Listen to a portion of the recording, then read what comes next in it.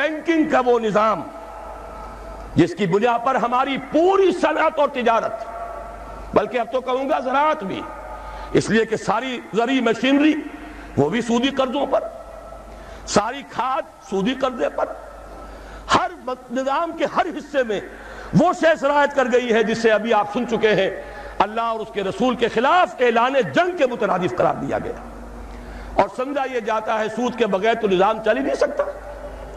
میرے نزدیک یہ کلمہ کفر ہے، یہ اللہ تعالیٰ کے خلاف بد اعتمادی کا ووٹ ہے۔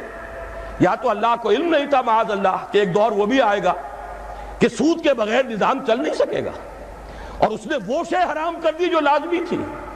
وہ تو کہتا ہے لا یکلف اللہ نفسا الا وسعها، انسانی وسعت سے بڑھ کر تو وہ کسی شے کا بوجھ ہی نہیں ڈالتا۔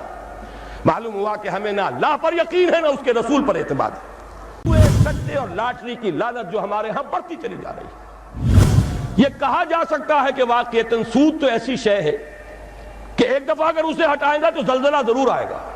ہمارے نزدیک وہ زلزلہ بہت مبارک زلزلہ ہوگا جو سود کو ختم کرنے کے نتیجے میں آئے اور اسی سے خیر برآمد ہوگا، لیکن یہ جوئے اور سٹے اور لاٹری کے ذریعے سے بھی کوئی زلزلہ آ جائے گا۔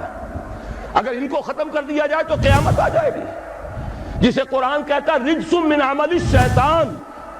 یہ ساری فارورڈ ٹریڈنگ، یہ ہمارے سارے سٹاک ایکسچینج اور یہ بڑی بڑی لاٹریز، کبھی فیٹمید ہے اور کبھی سیف گیمز کی ہے، جس کے ٹکٹ یہاں بلیک میں بکتے ہیں، جس کی پبلسٹی اس پیمانے پر ہوتی ہے کہ جوئے کی اتنی ترغیب و تشویق شاید پوری انسانی تاریخ میں کبھی نہ ہوئی ہو۔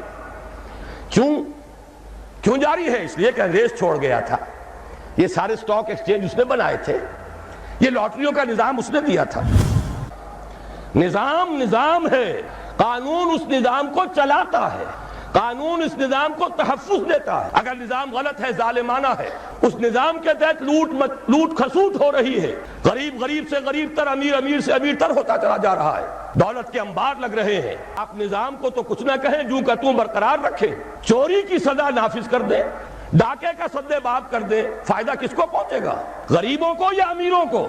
ان کی حرام کی دولت کو تحفظ حاصل ہو جائے گا، ان کے عیش اور ان کے ایوان مزید محفوظ ہو جائیں گے۔ غریب کو تو اس سے کوئی فائدہ نہیں ہوگا۔ چوری اور ڈاکہ جو ہے وہ غریب کا تو ہوتا ہی نہیں، وہ تو امیر کا ہے۔ نظام ظالمانہ ہے اور غلط ہے تو قانون بہترین بھی ہوگا، اس نظام کو سپورٹ کرے گا، اسے تقویت دے گا۔